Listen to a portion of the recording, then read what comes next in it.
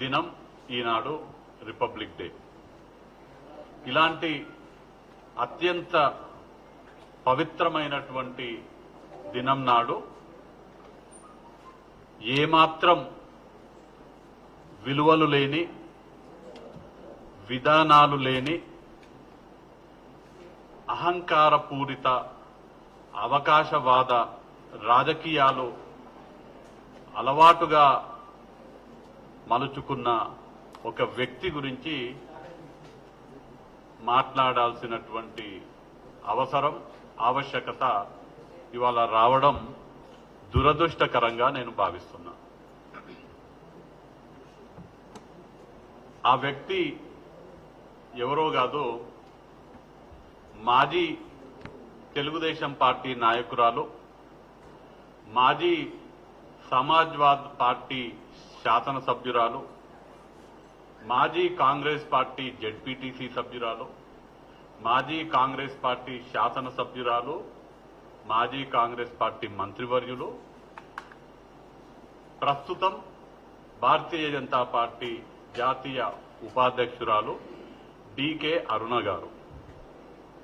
వారి రాజకీయ ప్రస్థానం చెప్తూ ఉంటే మాజీ తెలుగుదేశం, మాజీ సమాజ్వాదీ పార్టీ, మాజీ కాంగ్రెస్, ప్రస్తుత బీజేపీ, భవిష్యత్తులో ఒకవేళ అసదుద్దీన్ ఓవైసీ గారు పిలిస్తే వాళ్ళ పార్టీ బలంగా ఉంటే భవిష్యత్తులో బహుశా ఎంఐఎం నాయకురాలు కూడా కావచ్చు. అంటే ఈ రాజకీయ ప్రస్థానం చూస్తే ఏ పార్టీ అయితే స్థాయి కల్పించి, ఏ పార్టీ అయితే రాజకీయంగా ప్రాణం పోస్తుందో ఆ పార్టీకి దగా చేసే వ్యక్తిగా డీకే అరుణ కన్నా దగాకోరు అరుణగా చెప్తే బాగుంటుందని నేను అనుకుంటున్నాను. అంతేకాదు, ఇష్టం వచ్చినట్టు మాట్లాడు, నోటికి ఏదొస్తే అది మాట్లాడే అలవాటు ఉంది కాబట్టి, దివాలా మాటలు మాట్లాడే వ్యక్తి కాబట్టి డీకే అరుణ కన్నా దివాలా కోరు అరుణ అంటే బెటర్ అని పాలమూరు ప్రజలు భావిస్తుంటారు. నిన్న ఆవిడ మాట్లాడుతూ నా మీద కొన్ని వ్యక్తిగత ఆరోపణలు చేయడం జరిగింది. మొదటగా ఆ ఆరోపణలకు స్పందిస్తూ అసలు విషయానికి వస్తాను. వారు మాట్లాడుతూ వంశీచంద్ రెడ్డి తల్లి పాలు తాగి రొమ్ము గుద్దే రకమైన మాట మాట్లాడడం జరిగింది.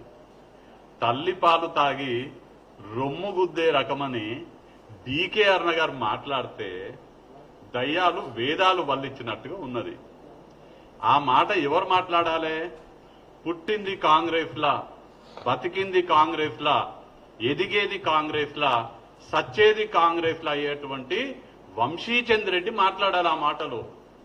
ఏ వ్యక్తి మీద? ఏ పార్టీ అయితే నీకు ప్రాణం పోసిందో, ఏ పార్టీ అయితే మీకు రాజకీయ భిక్ష పెట్టిందో, తెలుగుదేశం పార్టీలో ఉన్నప్పుడు రాజకీయ భిక్ష కోసం కాంగ్రెస్ పార్టీని ఆశ్రయిస్తే మీ సొంత నియోజకవర్గమైనటువంటి గద్వాల నియోజకవర్గంలో పోటీ చేయనికే భయపడితే, పోటీ చేయలేక ఓడిపోతామనే భయంతో గద్వాల నుంచి పారిపోతే పాన్గల్ జెడ్పీటీసీ అభ్యర్థిగా కాంగ్రెస్ పార్టీ టికెట్ ఇచ్చి పాన్గల్ జెడ్పీటీసీగా రాజకీయ భిక్ష పెట్టింది కాంగ్రెస్ పార్టీ డీకే అరుణ గారికి. డీకే అరుణ గారు మొదటి ఎన్నుకోబడ్డటువంటి పదవి కాంగ్రెస్ పార్టీ బీఫామ్ మీద పాన్గల్ జెడ్పీటీసీగా, ఆమె నియోజకవర్గంలో కాదు కొల్లాపూర్ నియోజకవర్గంలో పాన్గల్ జెడ్పీటీసీగా రాజకీయంగా కాంగ్రెస్ పార్టీ భిక్ష పెట్టింది. తర్వాత సమాజ్వాదీ పార్టీ, తర్వాత మళ్ళా కాంగ్రెస్ పార్టీ ఎమ్మెల్యే టికెట్ ఇచ్చింది, కాంగ్రెస్ పార్టీ మంత్రిని చేసింది, జిల్లా మొత్తం అప్పచెప్పింది. ఇవాళ డీకే అరుణ గారికి ఉన్నటువంటి రాజకీయంగా ఉన్నటువంటి పదవులు కానీ, రాజకీయంగా ఉన్నటువంటి హోదాలు అన్ని కూడా ఇచ్చింది కాంగ్రెస్ పార్టీ. అట్లాంటి కాంగ్రెస్ పార్టీ కష్టాలలో ఉంటే కాంగ్రెస్ పార్టీని మోసం చేసి నాకు 15 కోట్లు ఇస్తేనే నేను ఎంపీగా పోటీ చేశా అని చెప్పి కాంగ్రెస్ పార్టీకి మోసం చేసినటువంటి వ్యక్తి డీకే అరుణ గారు. వాస్తవానికి నేననాలే, తల్లి పాలు తాగి రొమ్ము గుద్దే రకం డీకే అరుణ, దగాకోరు అరుణ, దివాలా కోరు అరుణ నేననాలి. కానీ ఆ మాటలు ఇవాళ నేను ఆ విధంగా నన్ను ఆ మాటలు అంటుంటే నిజంగా హాస్యాస్పదంగా ఉంది. నేనెవరినో కాదు, చల్లా వంశీచంద్ రెడ్డిని, కాంగ్రెస్ పార్టీలో పుట్టిన, ఎన్ఎస్యుఐలో విద్యార్థి దశలో కాంగ్రెస్ పార్టీలో వచ్చి ఎన్ఎస్యుఐ రాష్ట్ర అధ్యక్షునిగా, యువజన కాంగ్రెస్ రాష్ట్ర అధ్యక్షునిగా, ఏఐసిసి కార్యదర్శిగా, ఇవాళ సిడబ్ల్యూసి ప్రత్యేక ఆహ్వానితుడిగా, కాంగ్రెస్ పార్టీ శాసనసభ్యునిగా నేను గర్వంగా చెప్తా, ఇప్పటికీ ఎప్పటికైనా నేను పుట్టింది కాంగ్రెస్ లా, నేను సచ్చేది కాంగ్రెస్ లా. తల్లి పాలు తాగి రొమ్ముగుదే రకం ఎవరంటే తెలంగాణ ప్రజలందరికీ, మరి ముఖ్యంగా పాలమూరు ప్రజలందరికీ తెలుసు. పూటకొక పార్టీ మారే దిగజారుడు రాజకీయాలు చేసే, అవకాశవాద రాజకీయాలు చేసే డీకే అరుణ తల్లి పాలు తాగి రొమ్ముగుద్దే రకం అని ఇంకో విమర్శ చేయడం జరిగింది ఆవిడ నా మీద. డీకే అరుణ గారిని విమర్శిస్తే వంశీచంద్ రెడ్డి మైలేజ్ పెరుగుతుందంట. నువ్వేమన్నా సోనియా గాంధీవా? తెలంగాణ ఇచ్చిన సోనియా గాంధీవా? దేశం కోసం ప్రాణాలు అర్పించినటువంటి కుటుంబం నుంచి ఏమన్నా వచ్చినావా? లేదంటే దేశంలో ఉన్నటువంటి గొప్ప గొప్ప నాయకుల్లాగా ఏమన్నా నీకు ఆ పేరు ప్రత్యేకలు ఉన్నాయా? మిమ్మల్ని మీ పేరు తీసుకోవాలంటే కూడా సిగ్గైతున్నా. నాకు అట్లాంటి వ్యక్తిత్వం మీది, అట్లాంటి రాజకీయ అవకాశవాద రాజకీయ ప్రస్థానం మీది అని తెలియజేస్తూ, అసలు డీకే అన్న రాజకీయ ప్రస్థానానికి, నా రాజకీయ ప్రస్థానానికి, నక్కకు నాగలోకానికి ఉన్నంత తేడా. ఆమె ఎన్ని పార్టీలు మారిందో ఆమెకే తెలియదు. నేను పుట్టింది ఒక పార్టీలో, సచ్చేంత వరకు ఒక పార్టీలో ఉంటా. నేను ఎప్పుడు కూడా ఎన్ని ఇబ్బందులు వచ్చినా గానీ ప్రతిపక్షంలో ఉన్న తప్ప అధికార పక్షం వాళ్ళు డబ్బులిచ్చి, పదవులిచ్చి, పనులిచ్చి ఏ విధంగా లొంగ తీసుకోవాలనే ప్రయత్నం చేసినా లొంగనటువంటి నికార్స్ అయినటువంటి కాంగ్రెస్ కార్యకర్త ఈ వంశీచంద్ రెడ్డి. మీలాగా పూటకొక పార్టీ మారేటువంటి వ్యక్తిని కాదు. నేను మీ గురించి మాట్లాడి నా పరపతి పెంచుకోవాల్సిన అవసరం నాకు లేదు. నీ పరపతి ఏందో, నా పరపతి ఏందో మొన్న జరిగినటువంటి శాసనసభ ఎన్నికల్లోనే తేలిపోయింది. మీ నియోజకవర్గమైనటువంటి గద్వాలలో మీరు ఒక వ్యక్తికి టికెట్ ఇప్పించుకుంటే 7,558 ఓట్లు వచ్చినాయి మీరు బలపరిచిన అభ్యర్థికి. జాతీయ స్థాయిలో భారతీయ జనతా పార్టీ జాతీయ ఉపాధ్యక్షురాలు మీరు, మీ నియోజకవర్గంలో మీరు నిలబెట్టిన అభ్యర్థికి 7,558 ఓట్లు, 4వ స్థానం.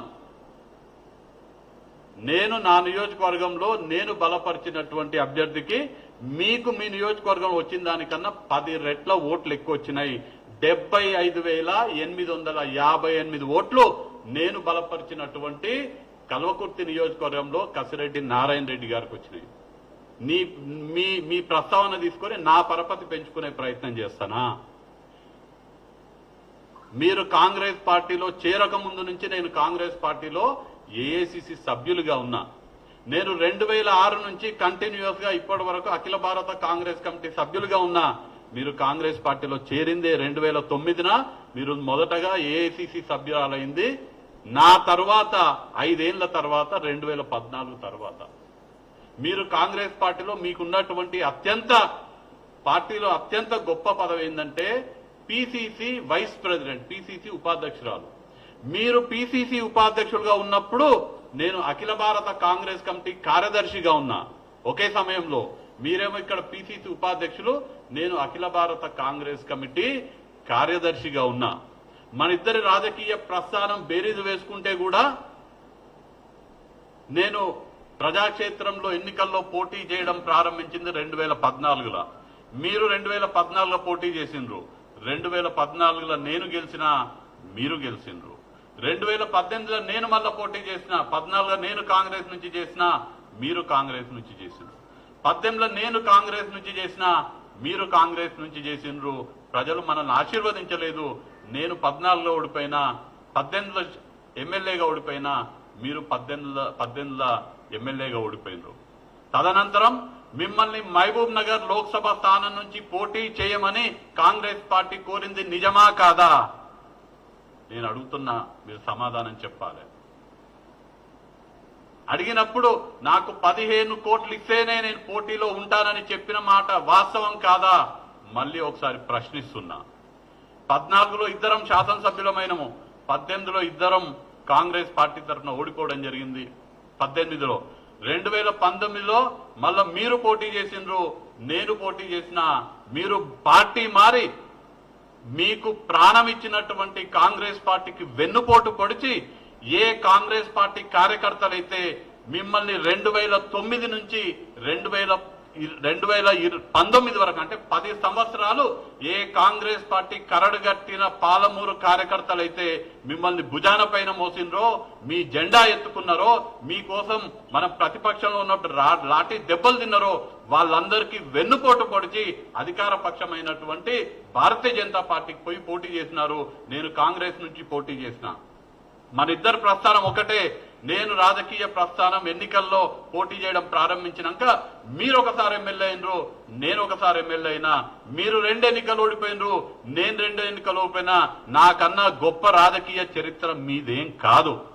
వాస్తవానికి మీకన్నా నేనే వయసులో చిన్నవాడినైనా గాని, రాజకీయంగా గాని, వ్యక్తిత్వంలో గాని మీకన్నా నాదే గొప్ప విలువలతో కూడినటువంటి రాజకీయ ప్రస్థానమని ఈ సందర్భంగా తెలియజేస్తున్నా. నేను ఇంకో విమర్శ చేయడం జరిగింది నా మీద. మొన్న జరిగినటువంటి శాసనసభ ఎన్నికల్లో నేను డబ్బులు తీసుకొని టికెట్ అమ్ముకున్నాననే విమర్శ డీకే అరుణ గారు నా మీద చేయడం జరిగింది. నేను నిజంగానే డబ్బులకి లొంగి రాజకీయాలు చేసే వ్యక్తినైతే ఇవాళ నేను, నా కుటుంబం ఒక చిన్న డబుల్ బెడ్రూమ్ కిరాయి అపార్ట్మెంట్ లో ఉండము. మీలాగా బంగ్లాల మీద బంగ్లాలు కట్టుకొని, మీలాగా అంటే ఎన్ని బంగ్లాలు ఉన్నాయో తెలియకుండా మీలాగా చాలా లావిష్ గా జీవితం నేను గడిపేవాడిని. రాజకీయ విలువలతో కూడినటువంటి వ్యక్తిత్వం నాది. నా వ్యక్తిత్వం తెరిచిన పుస్తకం లాంటిది. నా వ్యక్తిత్వానికి మేకప్ లేనటువంటి రాజకీయ వ్యక్తిత్వం నాది. ఆ మాటలు అననీకే నీకు మనసెట్లు వచ్చిందని నేను ఈ సందర్భంగా డీకే అరుణ గారిని ప్రశ్నిస్తున్నా.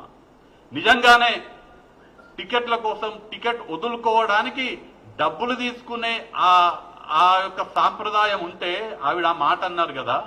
మరి గద్వాల టికెట్ వదులుకున్నావు కదా తల్లి, ఎన్ని కోట్లు తీసుకొని గద్వాల టికెట్ వదులుకున్నావు? నిజంగానే టికెట్ వదులుకుంటే డబ్బులు తీసుకొని వదులుకున్నట్టయితే మన గద్వాల టికెట్ ఎన్ని కోట్లకు అమ్ముకున్నారో, ఎన్ని కోట్లు తీసుకొని గద్వాల టికెట్ వదులుకున్నారో డీకే అరుణ గారు ఇవాళ పాలమూరు జిల్లా ప్రజలకు, తెలంగాణ ప్రజలకు చెప్పాలని ఈ సందర్భంగా నేను కోరుతున్నా. ఇక వ్యక్తిగత విషయాలకి, వాస్తవానికి ఏ వ్యక్తి అయినా కానీ రాజకీయాలలో ఉన్నప్పుడు వ్యక్తిగత విషయాలకు పోకూడదని బలంగా నమ్మేటువంటి వ్యక్తిని నేను. అదే ముఖ్యంగా మహిళల పట్ల అత్యంత గౌరవంతో ఉండాలనే ఆలోచన కలిగినటువంటి వ్యక్తిని నేను. కానీ నా మీద వ్యక్తిగత ఆరోపణలు చేసినారు కాబట్టి ప్రజలకు వివరాలు తెలపాల్సినటువంటి బాధ్యత రాజకీయాల్లో ఉన్నటువంటి మనకు ఉంటది. కాబట్టి నేను వారు నా మీద చేసినటువంటి ఆరోపణలకు సమాధానంగా ఈ విషయాలు తెలియజేస్తున్నా. ఇక చివరగా వారు నిన్న చాలా స్పష్టంగా చెప్పడం జరిగింది. మొన్న నేను మహబూబ్ నగర్ లో ఉన్నప్పుడు ఒక మాట చెప్పిన, మీరు 2019 లోక్సభ ఎన్నికల్లో పోటీ చేయాలంటే నాకు 15 కోట్లు ఇవ్వాలని పార్టీని డిమాండ్ చేసిన మాట వాస్తవం అని నేను చెప్పడం జరిగింది. అది నిరూపించడానికి నేను మహబూబ్ నగర్ లో ఎక్కడైనా సరే ఏ రామ మందిరం దగ్గర ప్రమాణం చేయడానికైనా సిద్ధంగా ఉన్నా. మీరు సిద్ధంగా ఉన్నారా? రాముడంటే నీతికి, నిజాయితీకి, ధర్మానికి మారుపేరు, సత్యానికి మారుపేరు.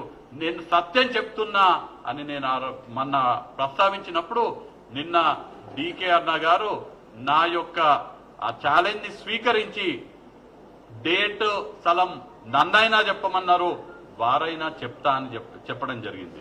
నేను ఇందాక ఈ పాత్రికేయ సమావేశానికి వచ్చే ముందు డీకే అరుణ గారికి ఫోన్ చేయడం జరిగింది. ఒకవేళ వారు గనక మాట్లాడితే వారికి అనుకూలంగా ఉన్నటువంటి డేటు, సమయము, స్థలం నిర్ణయిద్దామని వారికి ఫోన్ చేస్తే బహుశా ఇక్కడ బిజీగా ఉన్నారేమో, ఫోన్లో కాంటాక్ట్ లోకి రాలేకపోయినారు. కాబట్టి ఇప్పుడు నేను చెప్తున్నాను, మహబూబ్ నగర్ జిల్లా కేంద్రంలో 28వ తారీఖు నాడు 11 గంటలకు టీచర్స్ కాలనీలో ఉండేటువంటి రామాలయానికి నేను వస్తాను. మీరు నిన్ననే నన్ను సమయము, తారీఖు, స్థలము నన్ను నిర్ణయించమన్నారు, లేదంటే మీరు చెప్తా అన్నారు. నేనే ముందడుగేసి నేను చెప్తున్నాను, 28వ తారీఖు ఎల్లుండి 11 గంటలకు మహబూబ్ నగర్ జిల్లా కేంద్రంలో టీచర్స్ కాలనీకి నేను వస్తాను. మీరు 2019 ఎన్నికల కోసం ప్రదేశ్ ఎలక్షన్ కమిటీ సమావేశంలో మిమ్మల్ని లోక్సభ బరిలో నిలబడమన్నప్పుడు నాకు 15 కోట్లు ఇస్తే నేను పోటీ చేస్తానని చెప్పిన దాన్ని నేను ప్రమాణం చేసి చెప్తాను. మీరు కూడా వచ్చి ప్రమాణం చేయవలసిందిగా నేను మిమ్మల్ని కోరుతూ, రాజకీయాలలో గౌరవంగా ఉండాలి, రాజకీయాలలో నీతి నిజాయితీతో ఉండాలి, రాజకీయాలలో మన ప్రస్తావన చూసి 10 మంది మేము కూడా రాజకీయాలు చేయాలి అనుకునే విధంగా మన వ్యవహార శైలి ఉండాలి, దాన్ని నేర్చుకోవాలని డీకే అరుణ గారు తెలియజేస్తూ, మనం ఎంత ఆస్తులు సంపాదించుకున్నామో, ఎన్ని గొప్ప గొప్ప పదవులు మనం సాధించినాం అనేది కాదు, మనం ఎంత విలువలతోటి రాజకీయాలు చేసినామో, మనల్ని నమ్ముకున్నటువంటి ప్రజల కోసము, మనల్ని నమ్ముకున్నటువంటి కార్యకర్తల కోసము ఏం సాధించి పెట్టినామో, మన ప్రాంతం కోసం ఏం సాధించినామనేది ముఖ్యము అని ఈ సందర్భంగా నేను తెలియజేస్తూ, భవిష్యత్తులో వ్యక్తిగతంగా విమర్శలు చేస్తే ఊరుకునేది లేదు. నేను ఇంకా ఆవిడ మహిళ కాబట్టి గౌరవంతో ఒక లెవెల్ వరకే మాట్లాడుతున్నాను. ఇంకా దిగజారి గనక డీకే అరుణ గారు మాట్లాడితే వారు తలదించుకోకుండా వారి మీద విమర్శలు చేయడం తథ్యమనే మాట తెలియజేస్తూ, 28వ తారీఖు 11 గంటలకు మహబూబ్ నగర్ కేంద్రంలో టీచర్స్ కాలనీలో కలుద్దామని తెలియజేస్తూ కృతజ్ఞతలు.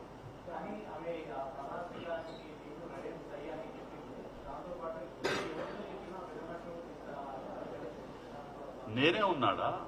ప్రదేశ్ ఎలక్షన్ కమిటీలో వంశీచంద్ర రెడ్డి కూడా ఉన్నాడు. నేను నిన్న చాలా స్పష్టంగా చెప్పడం జరిగింది. పాలమూరు జిల్లాకు సంబంధించిన ఇది ఆడలేక మధ్యలో ఓడింది అంటారు. మీరు అనేదానికి అది కరెక్ట్ సూట్ అవుతుంది. నిజం ఒకరున్నా, పెద్ద మనిషి మాట్లాడినా, నరేంద్ర మోడీ గారు మాట్లాడినా, ఒక సామాన్య పౌరుడు మాట్లాడినా నిజం నిజమే. నేను నిజం చెప్తున్నా. రాముడు సాక్షిగా నేను ప్రమాణం చేస్తా అని చెప్తున్నా. రాముడు భక్తురాలు ఆమెనా నేనా తేల్చుకుందామని చెప్తున్నా. దానికి 100 మంది ఎందుకు, 10,000 మంది ఎందుకు? నేనేమన్నా నరేంద్ర మోడీని తోలుకరమ్మంటున్నా, వారితోటి ఇంకెవరినన్నా తోలుకరమ్మంటున్నా? నేను వస్తా కదా. నిజమేందో రాముని ముందు తేల్చుకుందాం, రామ మందిరంలో తేల్చుకుందాము.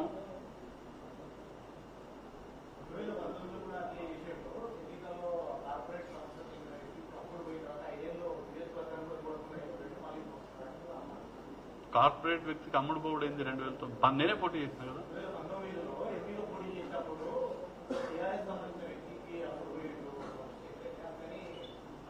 అచ్చా, ఈ మాట డీకే అరుణ గారు చెప్తుండ్రా? ప్రచారం ఎట్లా జరిగిందో 2019లో చూడండి. వాస్తవానికి బుద్ధుండాలి ఆ మాట మాట్లాడనికే. సిగ్గు శరం ఉన్న మనిషి ఆ మాటలు మాట్లాడరు. కాంగ్రెస్ పార్టీ నుండి కాంగ్రెస్ పార్టీ కార్యకర్తలు కష్టపడితే 10 ఏళ్లు అధికారం అనుభవించి జిల్లా మొత్తం కాంగ్రెస్ పార్టీ పెద్దరికం చేసి, కాంగ్రెస్ పార్టీ ఇబ్బందుల్లో ఉంటే పోటీ చేయమంటే నాకు 15 కోట్లు ఇస్తని పోటీ చేసి కాంగ్రెస్ పార్టీ కార్యకర్తలను మోసం చేసి అధికార పార్టీ అయినటువంటి బీజేపీకి అమ్ముడు పోయి ఇవాళ నా మీద మాట్లాడుతుంది ఆ మాటలు. బుద్ధి శరం ఉండాలి ఆ మనిషికి. పైసలకి లొంగేటువంటి వ్యక్తి వంశీచంద్ర రెడ్డి అయితే ఈ పార్టీకి 100 కోట్లు సంపాదించేటోన్ని. కాన్స్టిట్యున్సీ చూడకుండా పోయిందంటే నేను ఎక్కడ కాన్స్టిట్యున్సీ వదిలిపోలేదు. 24 గంటలు ఆమె ఎన్ని గంటలు పనిచేస్తుందో రోజుకి ఒక్కసారి నాతో వచ్చి ఢిల్లీలో నాతో ఉంటే తెలుస్తుంది. 24 గంటలకు 20 గంటలు మినిమం పనిచేస్తాను నేను పార్టీ కోసం. అందుకే పార్టీ నన్ను ఆమె స్టేట్ల పిసిసి వైస్ ప్రెసిడెంట్ ఉంటే పార్టీ నన్ను దేశంలోనే అతి చిన్న వయసులో ఏఐసిసి కార్యదర్శిగా చేసింది. నాకు పార్టీ పట్ల ఉన్నటువంటి చిత్తశుద్ధి చూసి ఇవాళ దేశంలో అత్యంత చిన్న వయసులో ఉన్నటువంటి సిడబ్ల్యూసి స్పెషల్ ఇన్వైటీగా ఇవాళ దేశంలోనే అత్యంత చిన్న వయసు వ్యక్తిగా నేనున్నా. ఇది వంశీచంద్ర రెడ్డి వ్యక్తిత్వము. ఇది వంశీచంద్ర రెడ్డి యొక్క నిజాయితీ, పార్టీ పట్ల ఉన్నటువంటి చిత్తశుద్ధి. రేపు ఇదే చెప్తున్నదా, ఇది ఇన్ని అబద్ధాలు, ఇన్ని దగాకోరు మాటలు మాట్లాడుతుంది కదా. రేపు ఎన్నికల్లో రేపు లోక్సభ ఎన్నికల్లో పార్టీ గనక నేను కోరుతున్న పార్టీకి నాకు మహబూబ్ నగర్ లోక్సభ నుంచి పోటీ చేసే అవకాశం ఇవ్వవలసిందిగా నేను కాంగ్రెస్ పార్టీని కోరడం జరిగింది, కోరుతాను కూడా. నాకు గనక మహబూబ్ నగర్ లోక్సభ ఎన్నికల్లో పోటీ చేసే అవకాశం వస్తే అప్పుడు ఎన్నికల క్షేత్రంలో కూడా ఎవరిది ధర్మము, ఎవరిది నిజాయితీ, ఎవరు నిజం చెప్తున్నారు అనేది ఎన్నికల క్షేత్రంలో కూడా తెలుసుకుందామని వాళ్ళు సవాల్ చేస్తున్నారు. Thank you.